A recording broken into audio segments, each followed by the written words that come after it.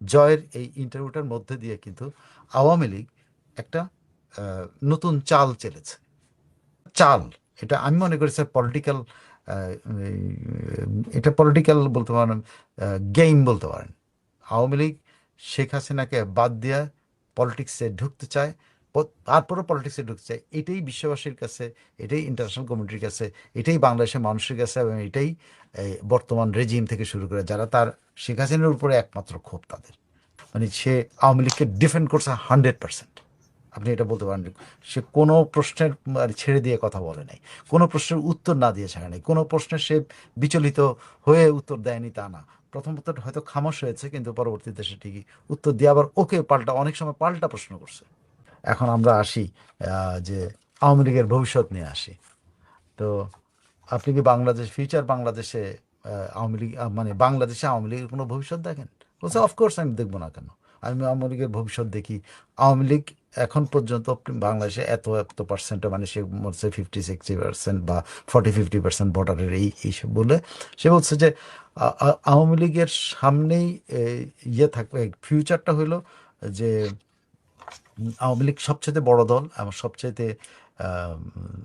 কি বলে বয়োজ্যেষ্ঠ, মানে কি রে, বুড়ো দল বা কি যেন বলে না, হ্যাঁ, পুরনো পুরনো পুরনো দল। রাজনীতি। হ্যাঁ, পুরনো দল, পুরনো দল।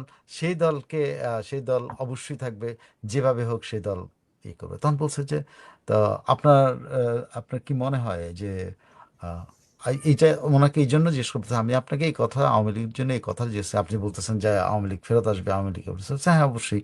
তো বলছে তাহলে ঠিক আছে, সেই প্রেক্ষাপটে আপনার মার পরিণতি কি হবে? আপনার মা আহ, কি রাজনীতি থাকবেন?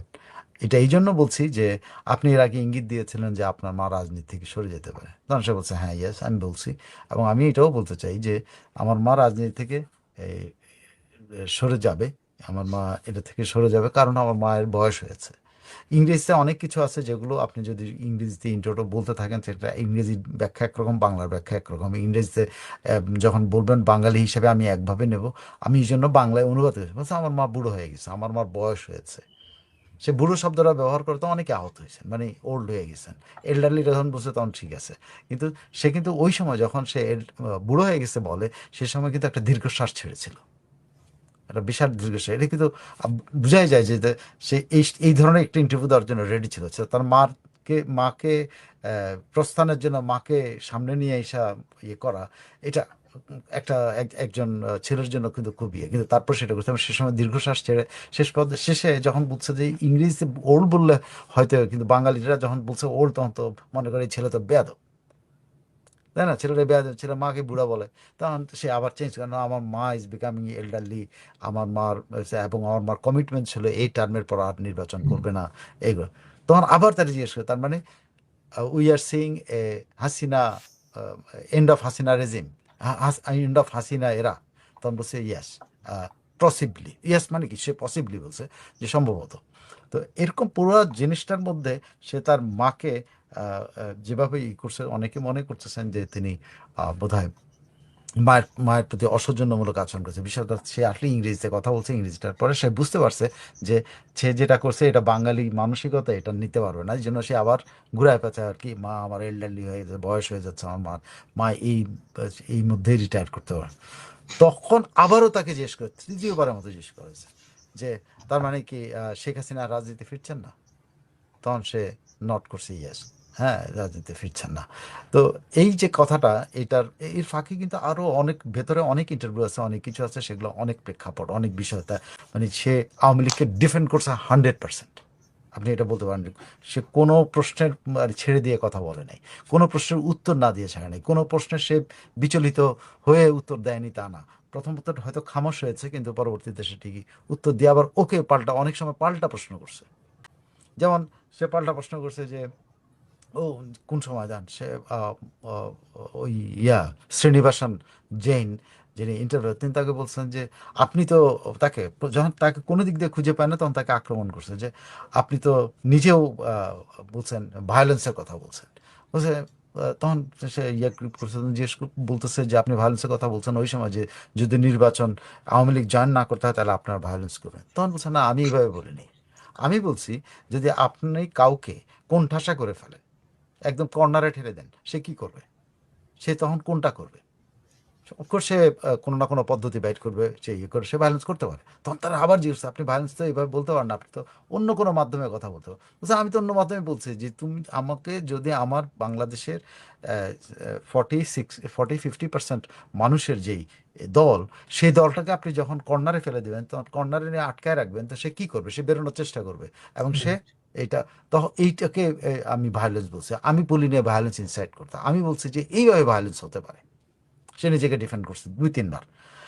তো এরকম পুরা ইন্টারভিউটার মধ্যে যে জিনিসগুলো, যদি আমি ইন্টারভিউটার প্রসঙ্গ বললাম, বা তার ইন্টারভিউর পারফরমেন্স বা ইন্টারভিউতে কেমন ছিল সেটা আমি বললাম, কিন্তু এখন এই ইন্টারভিউটার মধ্যে কি কি জিনিস কি আহ, কি? আহ, জিনিস বুঝাতে চেয়েছেন বলে মনে হয়, সেটা আমার দৃষ্টিভঙ্গিতে, আমি অন্য কারোর সাথে শেয়ার করছি না, বা আমি আপনাদের সাথে শেয়ার করছি, কিন্তু অন্য কারোর থেকে আমি এটা নিয়ে বলছি না।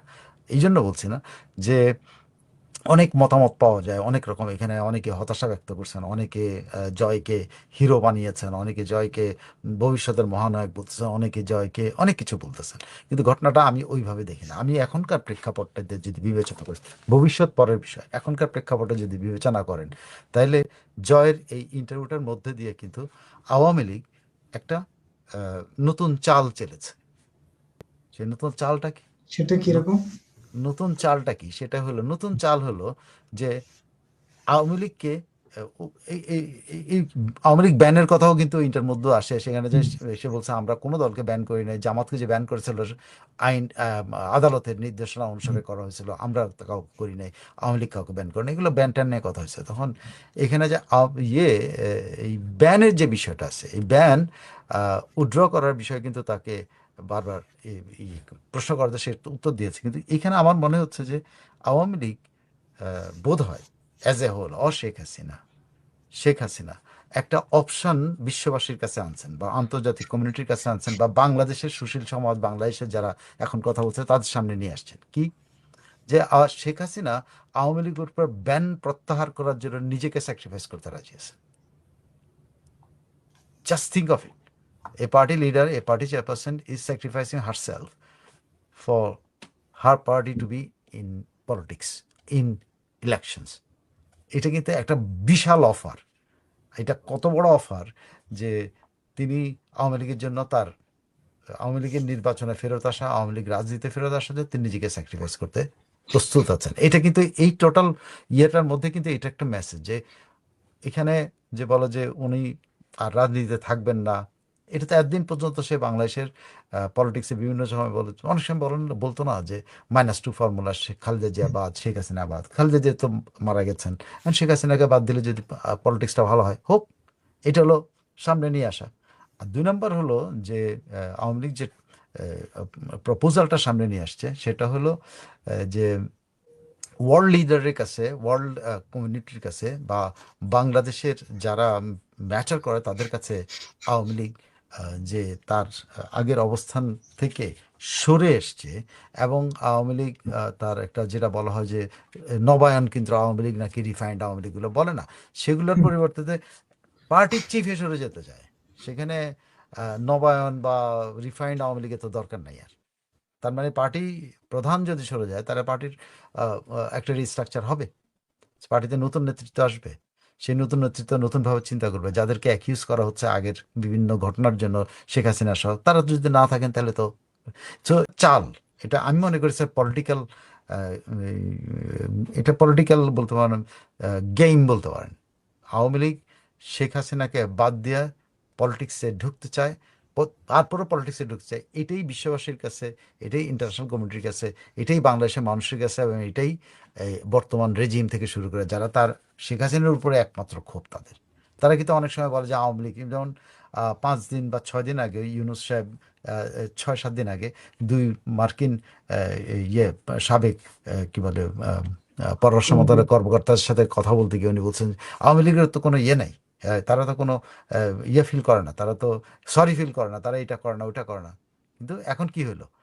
আওয়ামী লীগ সরি ফিল করার ব্যাপার না, আওয়ামী লীগ একেবারে টোটাল তার মাথা পর্যন্ত সরে যেতে রাজি আছে, তারপর আওয়ামী লীগকে নির্বাচনে বা ইয়েতে আসতে দিতে হবে। সো এটা একটা ব্লান্ট অফ, একেবারে একেবারে মানে আপনি বলতে পারেন যে ওপেন অফার দিয়ে বসছে আওয়ামী লীগ, যে অফারটা নিয়ে এখন কিন্তু আলোচনা করতে হবে। এখন এই অফারটা নিয়ে কিন্তু আলোচনা জরুরি হয়ে পড়েছে। জরুরি মানে কি, এই এই এই কথাগুলো এখন কিন্তু আওয়ামী লীগকে যারা নির্বাচনের বাইরে রাখছে তারা কিন্তু আর কোনো যুক্তি দিতে পারবে না।